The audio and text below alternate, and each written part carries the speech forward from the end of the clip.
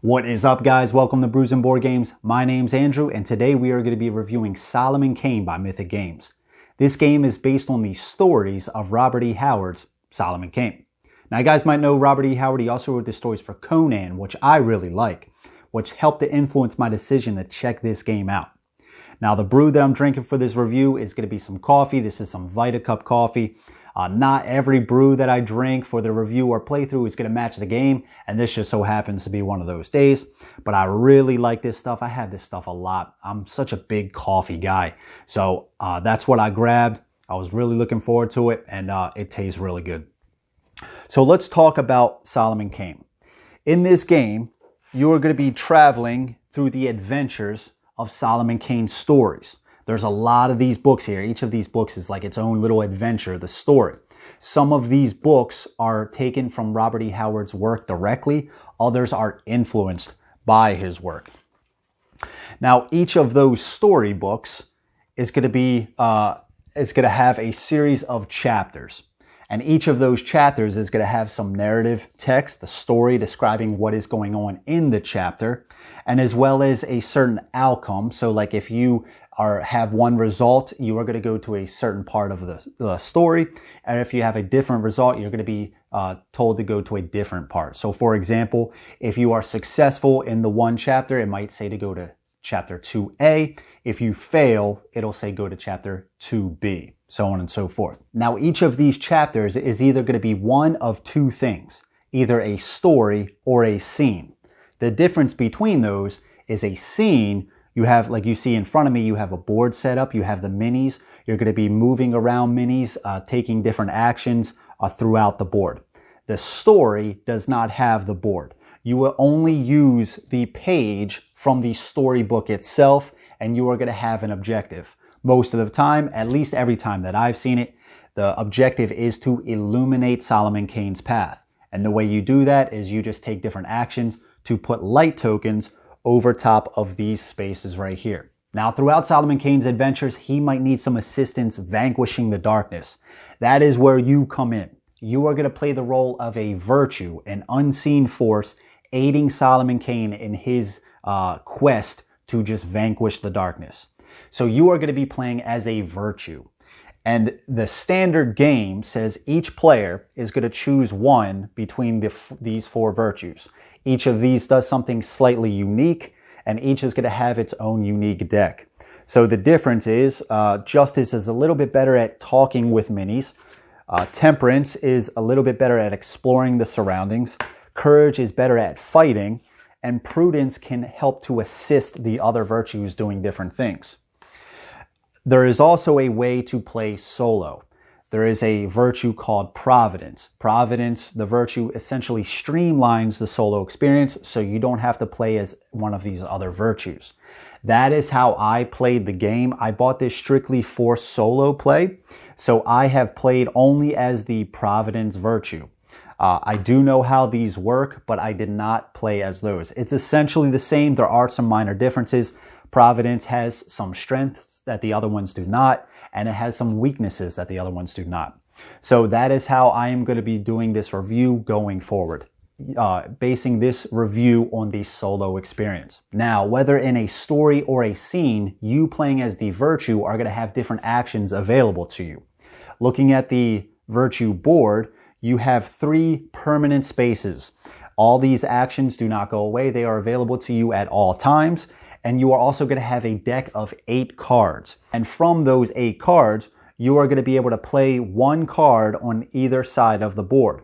So you're going to have one for the right-hand section and one for the left-hand section, essentially giving you 5 different actions on your turn that you can perform.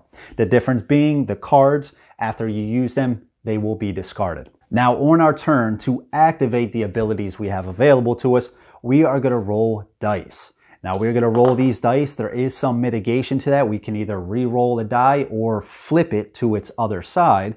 But depending on what these values are, the faces on the dice, we can slot those in certain parts of our abilities to perform those actions.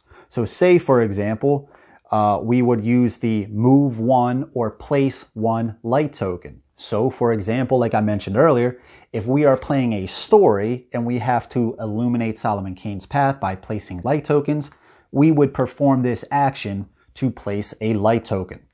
Alternatively, if we were in a scene, we could use this action to move Solomon Kane one space. And all of these are kind of the same. They might have two different things depending on what they are. Some says you can take a fight, talk, or explore action. You can place your actual virtue onto the board because, again, you are not playing as Solomon Kane directly. You are playing as the virtue assisting Solomon Kane in this adventure. So when the virtue is on the board, you are going to be able to perform even more abilities. So after you would use this action, the dice get discarded. You can also slot some in what's called a reserve, building up dice for maybe a bigger future turn. Now, after you've taken your turn and you've done all of your actions, it is going to go to the darkness's turn. And the darkness has this darkness deck right here. And those cards do essentially two things. One, they act as a timer for the chapter. So at the beginning, when you are looking at the chapter you're playing, it is going to tell you how many darkness cards to set up. In this case, in this story, 4. So after you've taken your turn, the darkness is going to flip its card over. After you've gone through 4 darkness cards, the chapter will end. Whether you succeed or fail, weren't able to accomplish your objective, you're SOL. The darkness deck ran out. What this also does is it has different sections depending if you are in a story or a scene. The top part is going to be for a story. So you would flip this card over and it might have a negative effect that you would perform if you were in the story. Or in the case of a scene, it would tell you what other minis to move on the board and if they perform certain actions. After the darkness player takes its turn, it will go to the next player. In this case, obviously playing solo, it would go back to me playing as Providence. Play would go back and forth like that until one of the objectives has been met, or if you didn't complete the objective, maybe the darkness deck ran out, or you have somehow failed by one of your tracks going down to 0. Now, some common actions that you're going to be taking, whether that's in a story or a scene, is talk, fight, and explore. All of these use the same method to determine the value or the result of that test, it's called. So what would happen is you would go by, you would try to achieve a certain value. So you would look to see, right now, if we took this talk, fight, or explore action, we have a starting base value of 0. We go to our board up here, and this is a strength, clarity, compassion, and danger track. So we would look at what action we're performing. Let's say we're trying to talk to somebody on the board. We would look at our compassion track, and we would add the value set there. Right now, our compassion track is at +1. So we have 0 + 1. If Providence is gaining us any kind of bonus to that test, we would add that number. And then we would draw a event card. And these event cards are going to have random numbers at the bottom. You would add a certain number to that. And then depending on the value, the book or one of the cards would say what that outcome is. Now, whatever the outcome is, will have different results. So most of the time, if you are talking or exploring, you might have to draw a discovery card. And what's cool about these discovery cards is, in addition to the narrative in these stories, these discovery cards will also further the narrative, but they also might have an instant effect that takes place. Maybe you have to remove a light token, or it might have a new objective, or it might tell you that the objective has been met. So these are cool. It actually, throughout the game, you will be drawing these discovery cards, adding to the story, and performing different things, maybe different objectives, so on and so forth. The fights work a little bit differently in that if you would you would have a fight card for each character that it can fight. So as Solomon Kane, if we got a certain value, we would look at this card, and then we would draw a fight effect card, or a few of them. You would go through this deck. It looks like I have some fight cards there.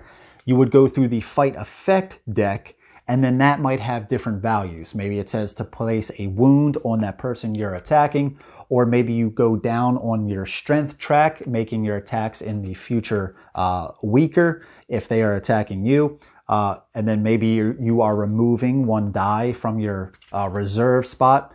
things like that. And all of those tests, like I mentioned, are going to work kind of the same. You're going to look at the base starting value, add any kind of modifiers to see your result. And that's essentially the game. Play is going to go back and forth between you and the darkness. You're going to be rolling dice, performing different actions, playing cards, moving your track up and down, moving minis on the board if you're in a scene, the virtue, interacting with the board, talking, fighting, and exploring the surroundings. Or if in a story, you're going to be trying to illuminate Solomon Kane's path. Obviously, there are plenty more things that I did not cover, but this is not a how to play. I just wanted to give you a brief explanation to kind of give you a gist on how the game plays. So you are going to be going back and forth through different chapters until you have finally finished the entire story.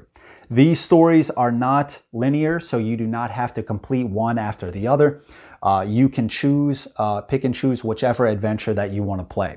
And it also has a cool save feature that you can write down any kind of information on this little piece of paper right here.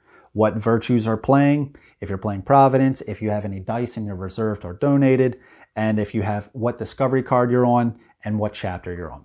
And that's essentially it. So let's switch it up. We'll start talking about the components, art and theme, and then finally what I think about the game.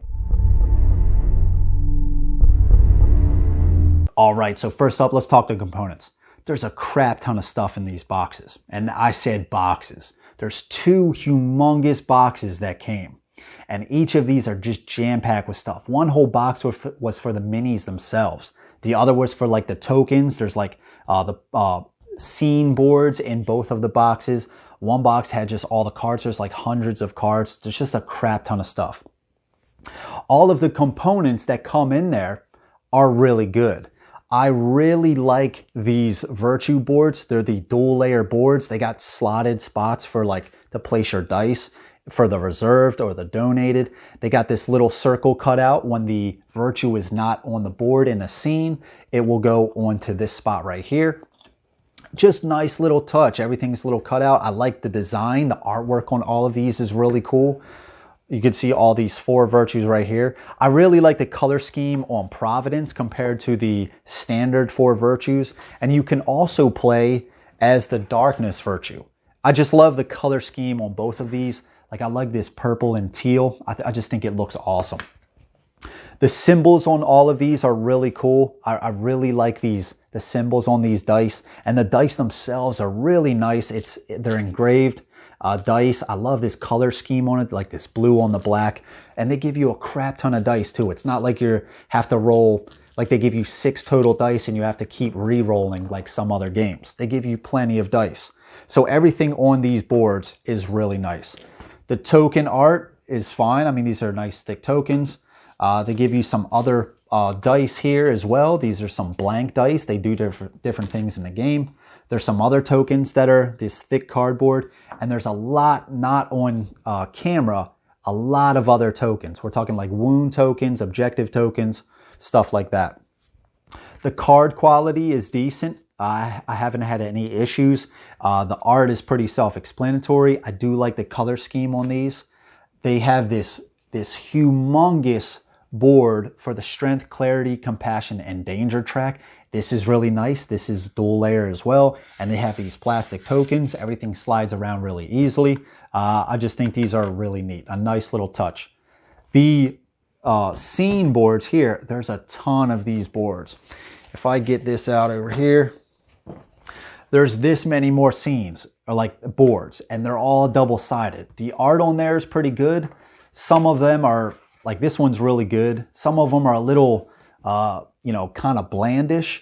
But I was thinking about this the other day, and that maybe I should talk about this in the art section. But it's a dark game. It's a dark themed game. So not everything is going to be some vibrant popping colors. The boards themselves, they are kind of small, but I kind of like that. It's not taking up a huge table space. You're essentially only playing a certain scene from the story, right? You don't have to set up this whole grandiose adventure right away. So you're only setting up certain scenes. So I like the compact mode of it. Some of the things can be a little bit small on there, like the minis themselves. I mean, on some of these spaces, you might be taking up more than half of the space itself. So Maybe they could have been a little bit bigger. I don't mind it, but that could be one of those things. Because like I said, some of these minis, like you see this wolf, look at the base of this wolf. Obviously he wouldn't be inside, maybe, I don't know. But on some of these spaces, like he's taking up the entire space. So maybe they could have been a little bit bigger. The storybooks, there's a lot of storybooks, and these are some good stories. I'll save that for later. But the pages are nice glossy paper. I haven't had any issues with the storybooks. These save sheets are fine. They're just pieces of paper. There's a crap ton of them. The insert for the core box itself, I do like the insert. The boxes are huge, but there is a nice spot to place the tokens. There's a lot of space left over in those spots. There's a spot to place all of the cards, to place some of these boards here, as well as there's a whole other box, like I said, just for the minis. I haven't come to grips with just combining everything, but I don't think you could. Because even if you took the minis out of the boxes, they're in a separate cardboard box for each. Like maybe there's like these villagers, maybe there's one for the virtues. It's broken down like that. I don't think you could still, even if you took those out of those inserts, place them into the other core box. So you might kind of be stuck with two huge boxes. But the insert for the core box is pretty nice. I like it. Everything else is fine. The quality is great. I'm trying to think of what else. The manual is good. I have no complaints with it. And that should be, I think that's basically it. Oh no, I'm missing the most important thing, the minis themselves. These minis, very high quality, very high quality. I've been really enjoying these minis. I mean, some of these are really cool. And for some reason, I really like the color scheme that they went for. It's not really like the generic gray plastic. They just kind of stand out a little bit more. It does give it more of a dark feeling, and I think it's really cool. I mean, Solomon Kane, dude, he's got the classic musket with the sword. The virtues, these are probably some of the best minis in the game. I mean, like, look at this darkness virtue right here. Fantastic. They're huge, right? And there's all of the virtues that you're going to be playing in the game. Really nice minis. There's a lot of them. Like I said, there's a whole huge box. I mean, if we look, there's two boxes this big. And one of these boxes of this size is just for the minis. So there's a lot of minis in there. And the quality is great. I mean, we got some cool guys like this huge wolf right here. You got this ogre. The detail on him is fantastic. You got Solomon Kane riding a horse with two muskets. This is one of my favorites right here. So all of the minis, very high quality. I've been really happy with all of that. All right, so let's talk about the art and theme. I really like this. It helps that the stories are based on a really good writer, right? Robert E. Howard.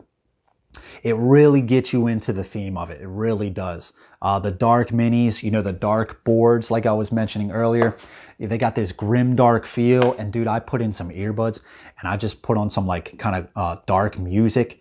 And then I just play the game, and it's kind of got that eerie vibe. Maybe you're traveling through the forest, or, you know, you're approaching like maybe a rider and you don't know what's going to happen, and you got that music playing. Dude, the theme is strong in this one. Really strong. The art on everything is fantastic. I mean, we can see this board again. You have all the virtues right here. Really cool. I love the design of this stuff. All the card art is really nice. I really like it. And the virtue boards, again, dude, the art and the color scheme on these is really top notch. But overall, I really like the theme. I think it's cool. I think it really captures you, especially playing those discovery cards. It keeps the story going. So you're not just reading the text in the storybook itself, but you got that theme going all throughout these discovery cards, and you're going to be playing these constantly. So it's constantly keeping you in the theme, and I like that. And just some of the other cards, some of the things that they do, you know, it's like the shadows are coming at you, right? You have to vanquish the shadows. You have some nightmare cards. They have some sin cards. So the game is just kind of oozing with theme all throughout, whether that's through cards, your interactions with people, just moving around, and the boards themselves. It really captures the theme of that it's going for, and it's really cool. I really enjoy it. All right, so final thoughts. What do I think about the game? First, let's talk about some things that I really liked. One, the biggest thing about this game that I liked was the story. The stories are fantastic. I've played through a few of these storybooks already, and they just constantly keep you engaged. Every decision you make in the game feels like it's going to have some sort of consequences, right? Being able to, whether you win or succeed or fail at your objective, or whatever your outcome is, might tell you to go to a different part in the book, and that might have different consequences. That's going to affect the story going forward. You might fail the entire story because you took some bad decisions. And I like that. I like the story being on here, and then the story progressing through these discovery cards. Like I just mentioned in the art and theme section, but these discovery cards, this is a huge part of the game. So at the beginning of the chapter, it's going to give you a certain discovery card to reveal. And based on whatever that discovery card is, it's going to have more story on the card, and it might have a certain objective, something that you need to do. And just being, and constantly throughout the story or the scene, you might be revealing more and more of these discovery cards. And again, each of the cards has more story on it, more things that you have to do. So constantly throughout the game, it's pushing the story. And why that's so important is because with these kind of narrative games, I don't want to just read the chapter page, just read this section right here, get into the game. I'm moving around my character. I know what I have to do, right? But you're still moving it around. And then after you win or lose, you go back to the book and then read what happens. I like being constantly reminded of what the story is, because that's the biggest thing about the game is the story. It's just so good. So to be constantly reminded, right? Maybe an interaction says something, like a person on the board. Maybe you find something and it tells you what that is. It's just always there. So the theme is just, the story is constant in this game. I really like that. And that's one of the biggest things. The stories themselves are just so good. Again, it's based on Robert E. Howard's work, and the dude was a phenomenal writer, or it was influenced by his work. Either way, the stories have been fantastic. I really like that. I like the virtue play. So having the virtue and the actions that you can do, right? You got the 3 main actions on your board, and you're going through these deck of 8 cards. And I didn't really explain how these work, but at the beginning, you're going to shuffle all of these up. There's only 8. You're going to make 2 piles of 4 cards. You're going to look at both and determine which ones you want.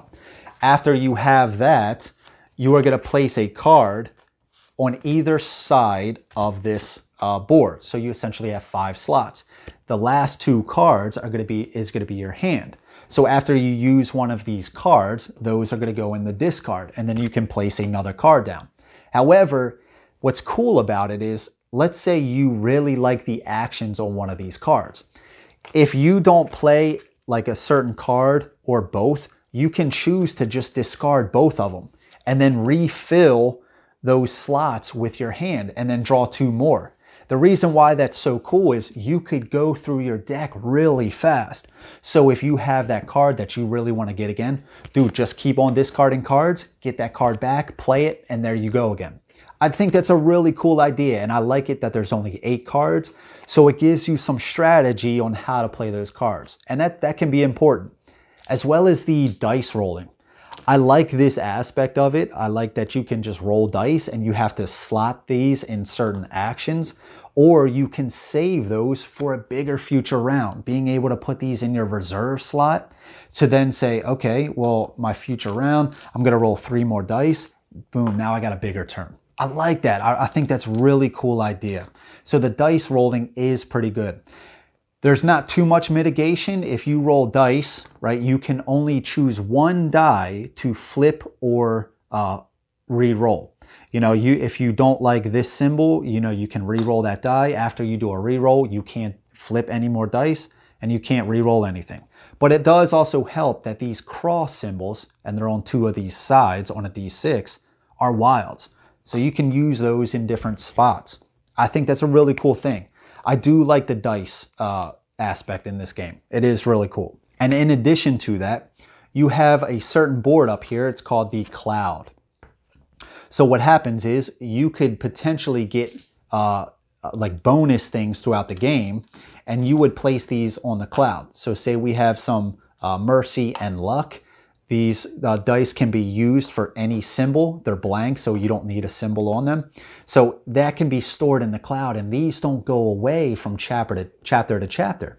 So you could use these you could gather these in a story, save them on the cloud, so then when you get into the scene, boom, you got a whole bunch of dice to work with. Maybe you have some in your reserve, so you can build up just a huge round performing multiple actions. I like that. Some of these blessings can be really powerful. You'll get these throughout the game.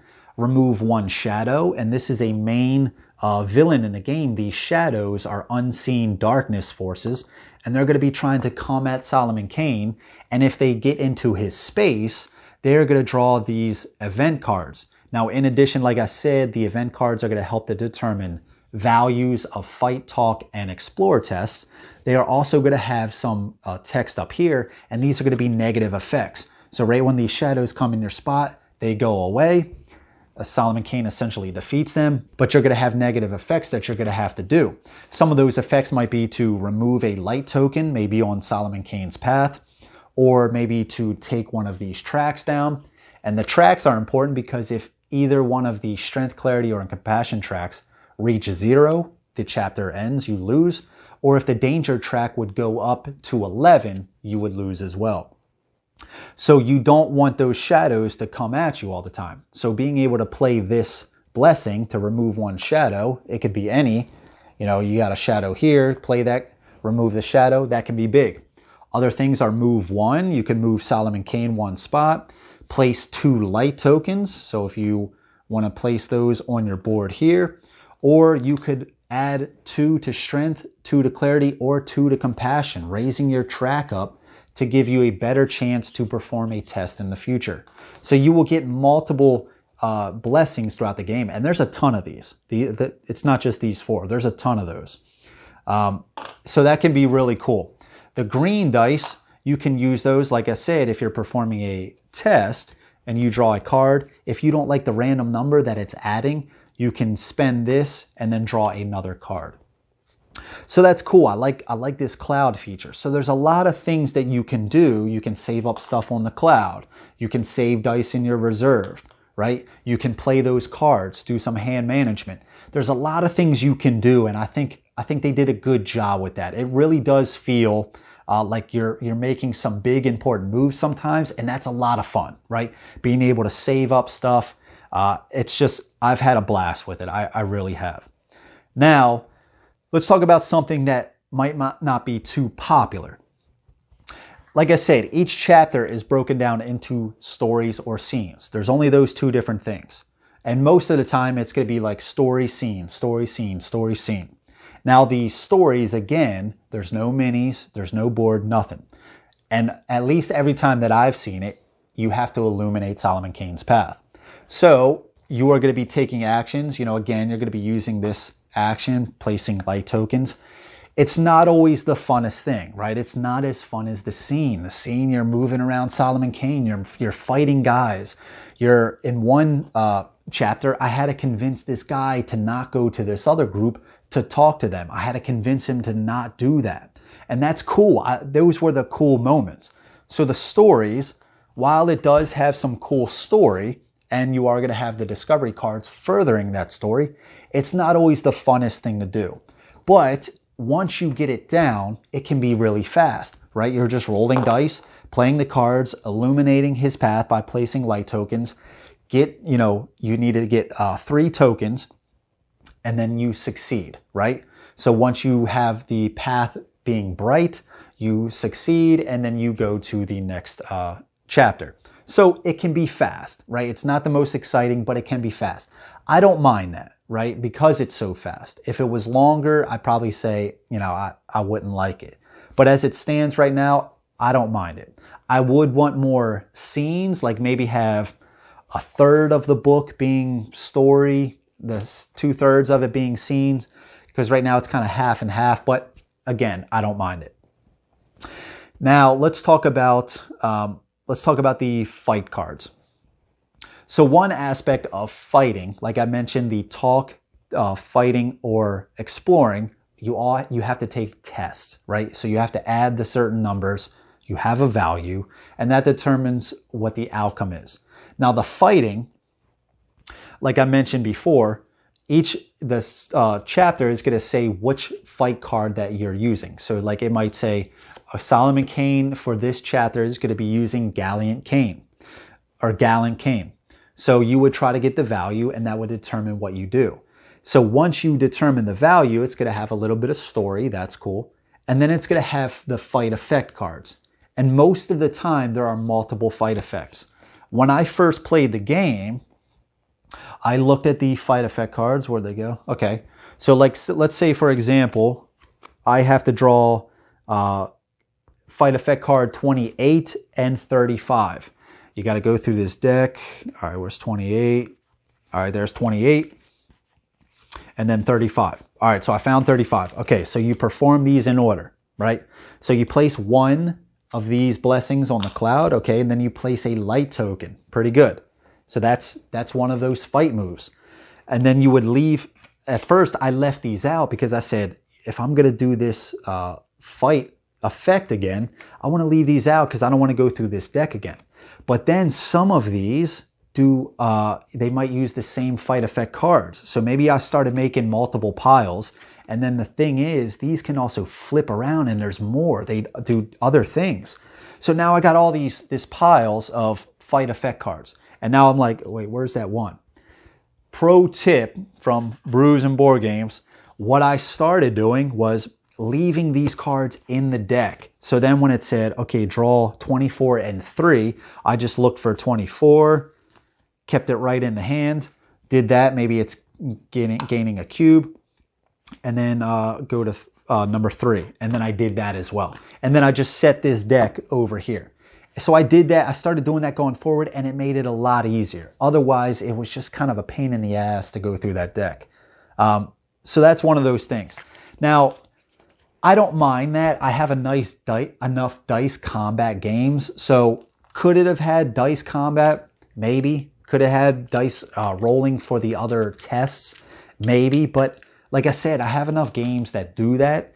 To have a game that, has a card and it has some more narrative on there, and then it does different things like that, I think it was a nice change. I didn't mind it.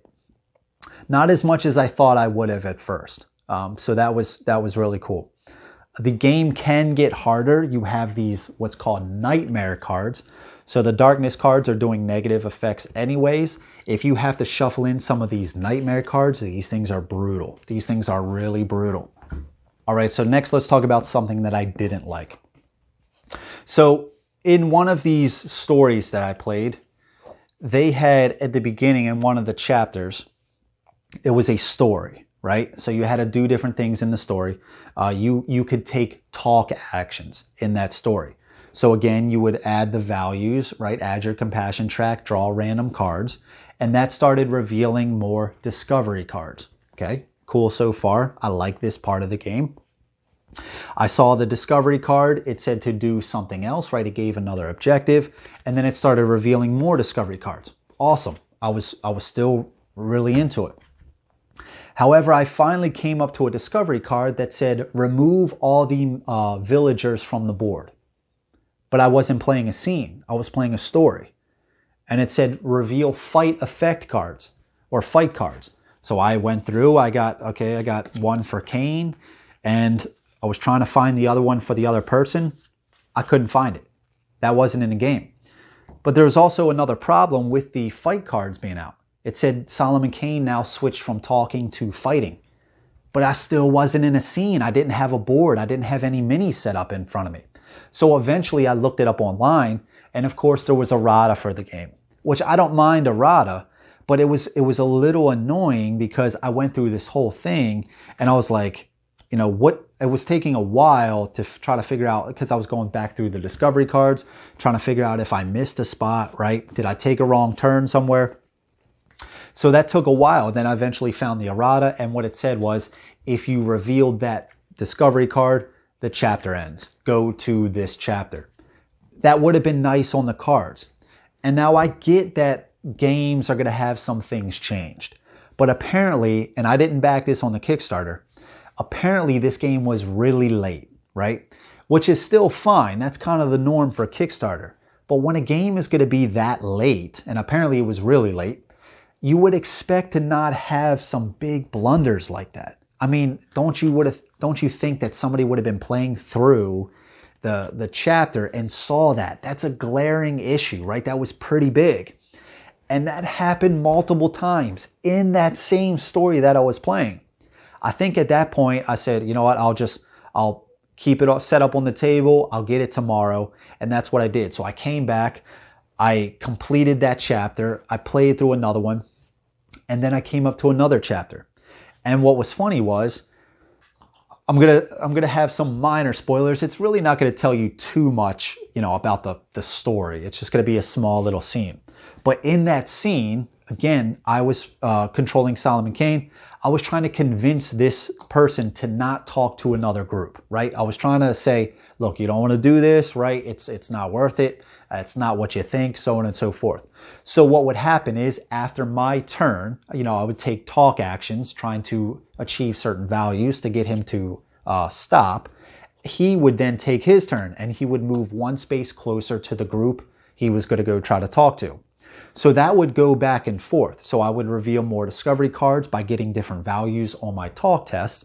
And one of the discovery cards that I got said that I had convinced him to not talk to them, right? So it said after I convinced him, he was still really angry and he left the tavern that we were in. The only problem is, again, it didn't say to end the chapter. So then after I did that, I revealed that, it was his turn to go and I moved him one space closer. Then I would move closer. I would try to talk to him again. And then on one of the discovery cards, I exposed something that he had on his person as being a fake, right? The device that he was using to prove all of this stuff was a fake. So after exposing that on him, he ran out of the tavern. Awesome, right? But again, it didn't say that the chapter ended. So again, he moved closer to the group. So it was just hilarious that at this time, he had now ran out of the tavern 2 times. And then after my turn, he would move one space closer physically on the board. Again, I looked it up. Errata said, once you draw that card, the chapter is over. But there's a lot of those things. I didn't have it any more times in that story itself, but I did have it in another story as well. And sure enough, you look at all the errata, there's a ton of them. There's a ton of cards from all the stories that have those kinds of things, as well as errata for the rule book. Now again, like I mentioned before, I'm not against changing some things for the better, right? But if the game is going to be that late, don't you have constant play testing, right? Aren't you having people go through these cards and making sure that it has to have that the chapter ends?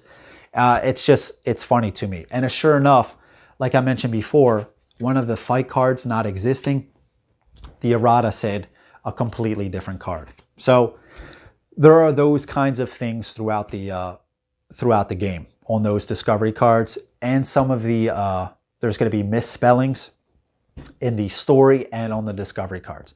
So it can be a little frustrating, especially for a game that's that late. You would expect, especially for this price point, that they would have those things fixed. One other thing is that setup can take a while. I do like the small footprint that the game has. However, there are 2 huge boxes that you got to go through, right? Like I mentioned before, all of the minis are in their own separate cardboard boxes. I think there's 5 or 6 cardboard boxes, inserts inside of the big box. So maybe you got to go through it to get some of the villagers. The virtues are in their own cardboard box. You got to get, maybe the ogre that you're playing with is in a separate box. So now you got to open up all those boxes, find all those things, and then plus the inserts themselves, they don't have any kind of labels like CMON a lot of the times. On one side of the box, it shows you where the minis go, not on these boxes. So now you're going through and you're like, is Does that go there? Oh, no, it doesn't go there. Does it match here? No. So that can take some time to set it up and then tear down. And the other box is kind of the same way. There's a crap ton of cards in there. There's a lot of cards. I mean, these discovery cards, this is just for one of those stories. And this storybook is this thin. Some of those storybooks are really thick, and there is a crap ton of these cards. So now you got to get all those cards out. You got to get the event cards, the darkness cards, the fight cards, fight effect cards, the nightmare cards, the virtue cards. You got to get all the tokens out. These boards, like the cloud, the dual layer board, the virtue board. There's a lot to set up. The board itself, setting up all the minis. So it can take a while. And again, the boxes are massive. Again, I haven't found a way to cram everything into one box. So as it stands right now, with those two huge boxes, and I have the Right Hand of Doom expansion story as well. That's taken up a whole cube. It's a lot of space. It is a lot of space. So just kind of know that it can take a while to set up and tear down. And one other thing that was kind of was the player aids. I think it could have had a little bit different information on that. For example, some of the characters, maybe in some of the scenes, they might have what's called Seeker and Vandal. So, for example, maybe there's an objective token, we'll just place this here, that this character is trying to get to. So Seeker would say they would move one space closer to that objective token. And then eventually, if they get to that objective token, if they don't move, the Vandal keyword would say that they pick that objective token up. However, the thing is, you have to go back, especially when you're just starting, you have to go back to the main rule book and you have to find those keywords, right? Which is fine. But some of those keywords happen quite often throughout the whole entire, stories. I would have liked to have seen some of those very common things on the player aid. Again, you only have so much retail with this size of the card. Maybe make it a one size sheet, an 8.5 by 11 or whatever. Maybe make it a full piece of paper with that information. I think that would have been a little bit better than what we have here. Or alternatively, maybe on the chapter section itself, we have some dead space here. You could have easily have put, if that character has those attributes, place them right underneath of it. It's not going to take much. You just maybe move this objective tokens down or objective down and the outcome down a little bit. Maybe make it a little bit smaller, whatever you got to do. But if it's only like one character, put those attributes on there. I think that would have helped, because I haven't seen too many of there's 5 different characters, each with their own attributes. So chances are there's only going to be like 1 or 2 characters with unique attributes. Just put it right on the book. I think that would have helped instead of just flipping through the manual. Overall, though, I've had a blast playing it. And I think once you get past some of those things, right, like I took a while to go through and say, okay, some of those discovery cards were wrong. You check the errata. That took some time, I'm not going to lie, and it was a little annoying. Once you get past that and then you understand, okay, burning through the cards, the dice play, you're stacking up dice, you're moving Solomon Kane around, you have your virtue on the board, which can also have an aura around it, influencing Solomon Kane even more. I think that's cool, interacting with the characters on the board, fighting different things. I don't mind the value system, right? You're using this track to have certain values, you're drawing a number, and you're totaling those up, and that has a different outcome for each number that you've achieved. I don't mind that system, and I don't mind the fighting in the game either. Could it have been a little bit different? Maybe, but I do like the text on the fight cards, and I do like the text on the discovery cards. So maybe. But as it stands now, that is just a cool little thing, right? You're just moving your guy around, exploring with the surroundings. I've loved the scenes. I have really loved the scenes. Reading through the storybook, reading through the discovery cards, playing the music in my ear like I was telling you before. You really get into the theme of this game, and it is a really cool theme.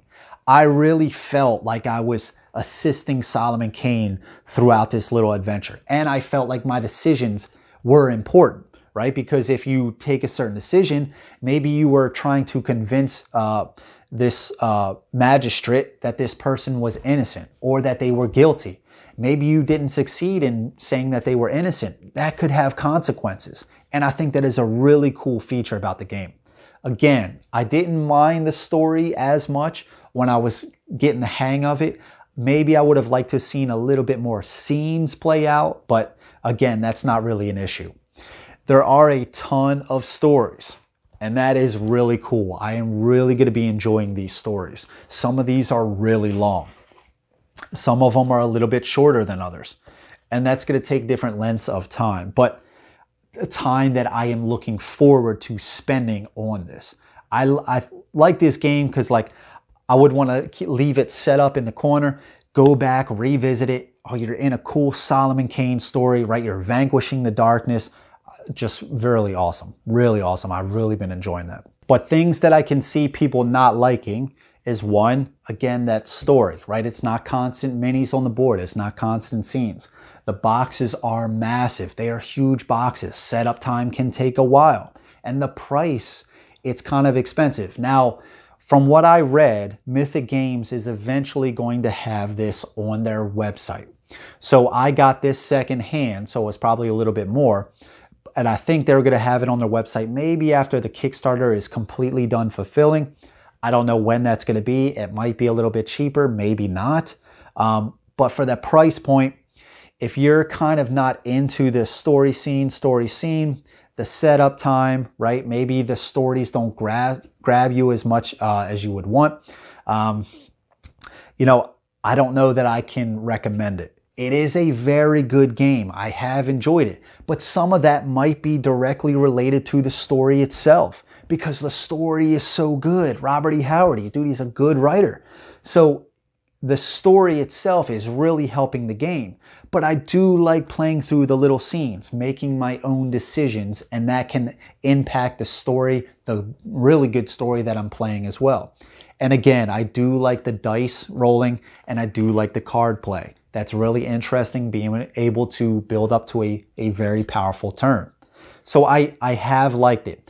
The darkness cards and the event cards, when they're doing negative effects, they don't seem too overpowered. Like the game isn't, it might seem like it might be hard at first, like because the darkness is going to be moving around all these minis, right? The event card is going to be doing negative effects, but I found it is a really good balance of what you are able to do and what the darkness is doing on its turn. It's a really good balance. I have enjoyed it. Overall, I do really like the game. Like I said, there are some negatives that I would hope that would have been different. Again, like the misprintings on the discovery cards. That can be huge to people. It really can. It can be frustrating spending all this money, getting it all set up, going through the discovery cards, and like, what the heck are you talking about, right? But past that, if you can appreciate what the game's doing, I think you might really like this. But if I had to say, I'd probably say to wait if you're kind of on the fence about it, or, maybe down the road you want to pick it up, maybe wait till Mythic Games has it on their site. Maybe it's going to be a little bit cheaper. And at a little bit cheaper price point, I would thoroughly recommend the game. Especially if you like solo play. Like I said, Providence Virtue streamlines that experience. This is an excellent solo game. I bought this strictly to play solo, and that's what I did. I don't really have any intentions of playing multiplayer, but I wouldn't be opposed to it. But it's just, I have had such an enjoyable experience playing this solo, and I will continue to do that. And I'm really looking forward to getting those stories out and just finding out what Solomon Kane's next adventure is. Past that, I don't know much more about what I could say. The manual was good. I didn't have any complaints with the manual. Everything is top notch. The minis are fantastic, right? I do really like the minis. Again, I love the color scheme. It's not the usual gray. It's kind of got that like a little dark, feeling to it by this color, and the boards themselves adding to that really thematic game. I do really enjoy it. As it stands right now, I'd probably rate this around an 8.5. If it's an 8, it might be an 8.5 if the discovery cards were changed, right? They didn't have those mistakes on them. But again, 8 is pretty high for me. 8.5, really good, really good. I am going to be really enjoying my plays of this in the future. So overall, I really like the game. Has some problems, but I can get past it with the errata. So I hope you guys have enjoyed the video. I've had a lot of fun with this one. Stay tuned for more content. Thanks for watching. And until I see you guys, grab some brews, play some games, and I'll see you guys later. All right, take care.